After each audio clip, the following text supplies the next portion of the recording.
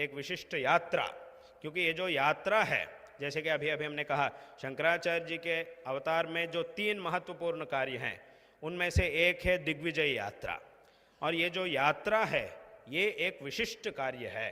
अनादिकाल से ये जो यात्रा कार्य जो है ये एक विशिष्ट कार्य है। शंकराचार्य जी जब आमनाय पीठों की स्थापना उन्होंने की थी, इन आमनाय पीठों की स्थापना करने के बाद इन पीठों में जो आचार्य होते हैं उनको किस किस नियम का आचरण करना चाहिए, इन विषयों को भी शंकराचार्य जी ने ही आदेश दिया। उन आदेशों में से एक आदेश ऐसा है कि स्वस्व राष्ट्र प्रतिष्ठित्यै संचार सुविधीयताम। ये इस पीठ में विराजमान आचार्यों के लिए शंकराचार्य जी से ही किया गया उपदेश है। इसका तात्पर्य क्या है? स्वस्व राष्ट्र प्रतिष्ठित्यै संचार सुविधीयताम। संचार यानी यात्रा।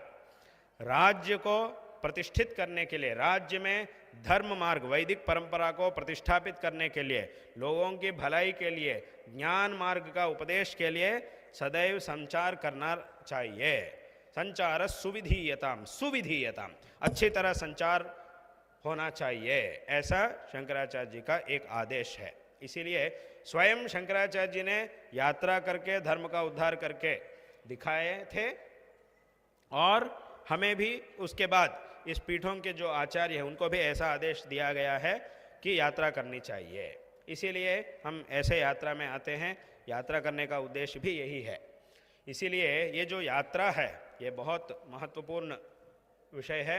इसीलिए एक यात्रा शंकराचार्य जी के जो अवतरण स्थल है कालटी क्षेत्र, उस क्षेत्र से प्रारंभ होकर उनके अवतार की समाप्ति का स्थल जो है केदारनाथ क्षेत्र, वहाँ तक एक विशिष्ट यात्रा, सभी पूर्ण भारत को जुड़ते हुए एक विशिष्ट यात्रा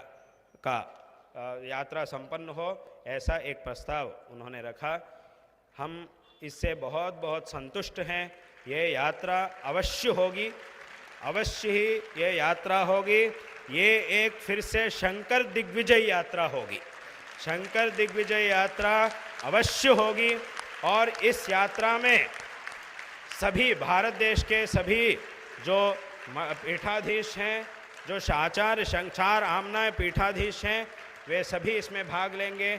और जो आज हमारे सामने हमारे साथ हैं, जो अखाड़ों के जो आचार्य महामंडलेश्वर भी जो है, वे सभी भी इसमें भाग लेंगे। जैसा उनके भाषण में उन्होंने कहा था कि इस यात्रा में सभी लोग भाग लेंगे, ऐसा उन्होंने कहा था। उसके अनुसार बहुत ही एक अभूतपूर्व यात्रा अवश्य होगी, ऐसा इस संदर्भ में हम कह रहे हैं। इसके लिए हमारी तरफ से जो भी चाहिए उसे करने के लिए हम सदैव तैयार हैं, हम तत्पर हैं। हमारा आशीर्वाद और हमारा मार्गदर्शन आपके साथ सदैव रहेगा, क्योंकि आप तो ये जो